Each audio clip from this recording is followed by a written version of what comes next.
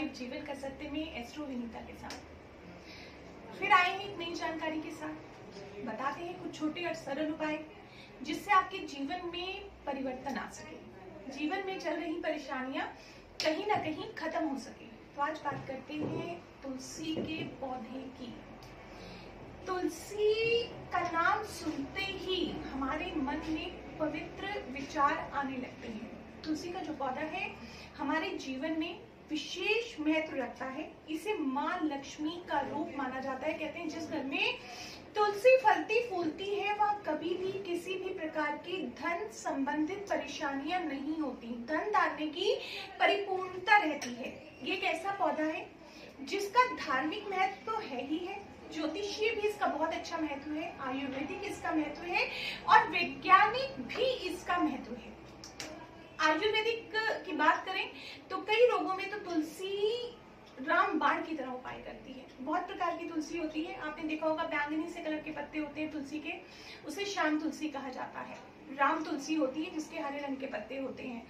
विष्णु तुलसी होती है, नींबू तुलसी होती है, वन तुलसी होती है। तुलसी के भी कई प्रकार हैं।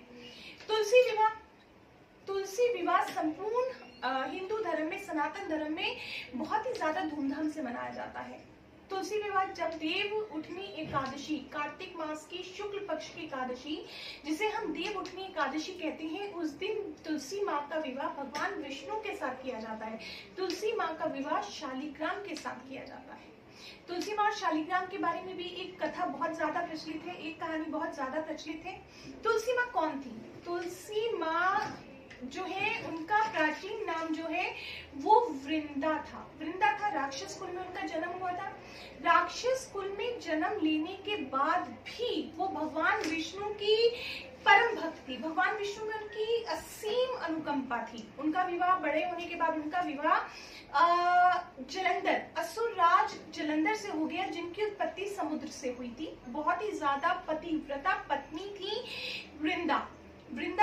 जब असुरराज और देवताओं के बीच में युद्ध स्टार्ट हुआ, तो जब असुरराज जो जलंधर थे, जब वो युद्ध पे जाने लगे तो वृंदा जी ने कहा कि मैं आपके लिए पूजा पे बैठूंगी और आपके विजयी होने के लिए अनुष्ठान करूंगी। असुरराज जलंधर जब युद्ध में गए तो देवता किसी भी प्रकार से उनको हरा नहीं पा रहे थे। उससे वो युद्ध लड़ते लड़ते परेशान हो गए और उधर वृंदा अपने अनुष्ठान में बैठी हुई थी। तो पति का तो हारने का सवाल ही नहीं उठता। उस समय सभी देवता भगवान विष्णु के पास पहुंचे और प्रार्थना करी कि ऐसा कोई उपाय बताइए जिससे कि असुरराज जलंधर का संहार हो सके। उस समय भगवान विष्णु बोले कि मैं वृंदा के साथ छल नहीं करूंगा, वो मेरी भक्त है, उसका मेरे में बहुत ज्यादा विश्वास है। पर देवताओं के लगातार कोशिश और प्रार्थनाओं के बाद भगवान विष्णु स्वयं असुर जलंधर का रूप लेके वृंदा के महल में पहुंच गए। जैसे ही वृंदा ने भगवान विष्णु को देखा जलंधर के रूप में, तो वो अपने अनुष्ठान से उठ खड़ी हुई और उन्होंने उनके चरणों को स्पर्श किया। चरण को स्पर्श करते ही उनका अनुष्ठान टूट गया और वहां युद्ध में देवताओं ने असुरराज जलंधर का वध कर दिया, उनका सिर धड़ से अलग कर दिया।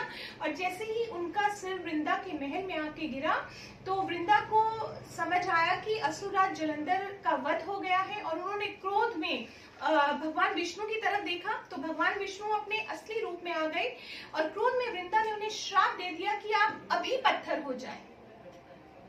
जैसे ही देवताओं को पता चला कि भगवान विष्णु को वृंदा ने श्राप दे दिया है पत्थर होने का, सभी देवताओं में हाहाकार मच गई। वो वृंदा के पास पहुंचे और उनसे प्रार्थना की कि भगवान का श्राप ये वापस ले लिया जाए। तो वृंदा ने भगवान विष्णु का श्राप वापस लिया और वो अपने पति के सिर के साथ सती हो गई। जहाँ माँ वृंदा सती हुई वहां पे उनकी राख से एक पौधा निकल आया जिसको भगवान विष्णु ने नाम दिया तुलसी का नाम दिया। और उन्होंने कहा कि शालिग्राम की पूजा तभी पूर्ण होगी जब शालिग्राम भगवान के साथ तुलसी माँ रखी जाएंगी, अर्थात भगवान विष्णु के साथ तुलसी माँ रखी जाएंगी। और इसीलिए तुलसी विवाह किया जाता है, भगवान विष्णु के साथ माँ तुलसी का विवाह किया जाता है। भगवान विष्णु ने ऐसा भी कहा कि कोई भी शुभ समय, कोई भी शुभ कार्य के समय सबसे पहले जो उनको भोग लगेगा वो तुलसी का लगेगा, अन्यथा सारे भोग वो नहीं स्वीकार करेंगे। सर्वप्रथम भोग जो होगा वो तुलसी का होगा। देखिए वृंदा माँ तुलसी, वृंदावन में सभी लोग बांके बिहारी माँ राधा को देखने जाते हैं, उनके दर्शन करने जाते हैं। और वृंदावन मतलब तुलसी का वन। वहाँ तुलसी के पौधों की इतनी अधिकता है कि सब जगह तुलसी ही तुलसी नजर आती है। अब तुलसी की पूजा के कुछ नियम भी है कि हमें माँ तुलसी की पूजा किस प्रकार करनी चाहिए। सबसे पहले तो पूजा करते हुए माँ तुलसी को हमें नमन करना चाहिए, फिर शुद्ध जल चढ़ाना चाहिए, हल्दी और सिंदूर लगाना चाहिए। पूजा हेतु देसी घी का दीपक जलाएं, माँ लक्ष्मी का स्मरण करते हुए तुलसी की पूजा करें और अंत में सुख सौभाग्य की आपको कामना करनी चाहिए। अब तुलसी का पौधा कुछ नियम भी होते हैं, इसको किस तरह रखें। देखिए तुलसी को रविवार का दिन छोड़ के बाकी सभी दिन जल चढ़ाया जा सकता है। गणेश जी को, भगवान शिव को और भैरव जी को तुलसी के पत्ते नहीं चढ़ाए जाते। गणेश जी को, शिव जी को और भैरव जी को भगवान माँ तुलसी के पत्ते नहीं चढ़ाए जाते। तुलसी के पत्ते 11 दिन तक शुद्ध रहते हैं। अगर आप एक बार पत्ता तोड़ लेते हैं और 11 दिन तक उनको संभाल के रखते हैं तो उन पे गंगा जल छिड़क कर उनको पूजा के प्रयोग में लाया जा सकता है। रविवार के दिन, एकादशी के दिन, द्वादशी के दिन, संक्रांति और संध्या काल में तुलसी के पत्ते नहीं तोड़ने चाहिए। हमें तुलसी के पत्ते नहीं तोड़ने चाहिए। वैसे तो हम कहते हैं कि सूरज छिपने के बाद हमें किसी भी प्रकार के पेड़ पौधे को हाथ नहीं लगाना चाहिए, क्योंकि उनका भी सोने का समय हो जाता है। तो संध्या के समय माँ तुलसी के पत्ते ना तोड़ें। आपको बताया गया एकादशी, द्वादशी और संक्रांति पे भी तुलसी के पत्तों को ना तोड़ें। घर के दोनों तरफ कुछ उपाय नोट कीजिए। कुछ उपाय कर सकते हैं। जीवन में अगर कहीं कोई परेशानी चल रही हो तो दरवाजे के दोनों तरफ तुलसी का पौधा लगाइए। जो आपका मेन गेट है उसके दोनों तरफ आप तुलसी का पौधा लगाइए तो जीवन में कभी भी धन धान्य की कमी नहीं होगी, कभी भी लक्ष्मी की कमी नहीं होगी।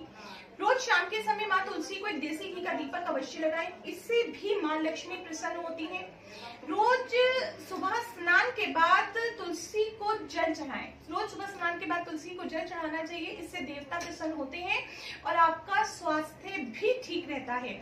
तुलसी की माला अगर आप गले में डाल लेते हैं तो आपको कभी किसी की नजर नहीं लगती, किसी भी प्रकार की नकारात्मक शक्ति आप तक नहीं आती, आपके अंदर नेगेटिविटी नहीं आती, आपके अंदर एक सकारात्मकता बनी रहती है। संतान अगर आपकी जिद्दी है, तो आजकल अक्सर लोग कहते हैं कि हमारे बच्चे बहुत जिद्दी हैं, बहुत परेशान करते हैं, बात नहीं करते हैं, बात नहीं सुनते हैं, तो पूर्व दिशा में तुलसी का जो पौधा रखा हुआ, ईस्ट डायरेक्शन में रखे हुए तुलसी के पौधे के 3 पत्ते किसी भी प्रकार से अपने बच्चे को जरूर खिलाएं, तो उनके स्वभाव में आप धीरे धीरे चेंजेस देखेंगे। जिन बच्चियों का विवाह नहीं हो रहा है, दिक्कत हो रही है, परेशानी हो रही है, उन्हें साउथ ईस्ट में तुलसी का पौधा रखना चाहिए और वहां पे प्रतिदिन जल चढ़ाना चाहिए। ईश्वर ने चाहा तो उनको जल्दी ही अच्छे वर की तलाश जो है उनकी वो जल्दी ही पूरी होती नजर आएगी। तुलसी माँ के 8 नाम हैं। जब भी आप तुलसी माँ को जल चढ़ाते हैं, अगर आप उनके 8 नाम लेके जल चढ़ाते हैं तो आपको जीवन में कभी कोई संकट नहीं आता। और वो नाम है तुलसी माँ के जिनसे सभी भौतिक सुखों की प्राप्ति होती है, धन धान्य की प्राप्ति होती है, जीवन में कोई संकट नहीं आता है। वो नाम है वृंदा। जैसे कि अभी मैंने आपको वृंदा पे एक पौराणिक कथा भी सुनाई माँ तुलसी की और शालिग्राम की, तो उनका सर्वप्रथम नाम है वृंदा, वृंदावनी, विश्व पूजिता, विश्व पावनी, पुष्प सारा, नंदिनी, तुलसी और कृष्ण जीवनी। अगर आप ये 8 नाम तुलसी माँ के लेते हैं, वृंदा, वृंदावनी, विश्व पूजिता, विश्व पावनी, पुष्प सारा, नंदिनी, तुलसी और कृष्ण जीवनी, इन नामों को लेके अगर आप माँ तुलसी को जल चढ़ाते हैं तो आपके जीवन में कभी कोई संकट नहीं आता, कभी धन धान्य की कमी नहीं होती, सभी प्रकार के भौतिक सुख बने रहते हैं। आज आपसे बात करी माँ तुलसी के बारे में कि तुलसी माँ की पूजा हमारे जीवन में क्या क्या चेंजेस ला सकती है, हमारे जीवन में किस प्रकार नेगेटिविटी दूर होती है, किस प्रकार धन धान्य की वृद्धि होती है, किस प्रकार घर में शांति बनी रहती है, किस प्रकार कोई नकारात्मक एनर्जी हमारे घर की तरफ नहीं आती है। तो माँ तुलसी का पौधा जरूर लगाइए, उनकी देखभाल कीजिए, उनको जल चढ़ाइए। कुंडली में कहीं अगर बुध से संबंधित दोष बन रहे हैं तो उसमें भी आपको मदद मिलेगी। तुलसी माँ पे जल चढ़ाइए, शाम के समय देसी घी का दीपक जलाइए और उनसे प्रार्थना कीजिए कि जीवन के सभी कष्ट आपके दूर हो जाए। फिर आएंगे आपके लिए एक नई जानकारी लेके, कोई ना कोई नई जानकारी लेके, जैसे रूटीन में आ रहे हैं, फिर आएंगे आपके लिए एक नई जानकारी लेके। जुड़ जाइए हमारे चैनल से, इससे एस्ट्रो विनीता जी से जुड़िए, लाइव में आ सकते हैं। लाइव आते हैं मंडे टू फ्राइडे शाम को 6 बजे, वहां पे भी आप अपनी समस्याएं हमें भेज सकते हैं, जानकारी ले सकते हैं, सॉल्यूशन ले सकते हैं। चलिए फिर मिलते हैं दोबारा एक नई जानकारी के लिए। आज के लिए बस इतना ही। नमस्कार, जय माता दी।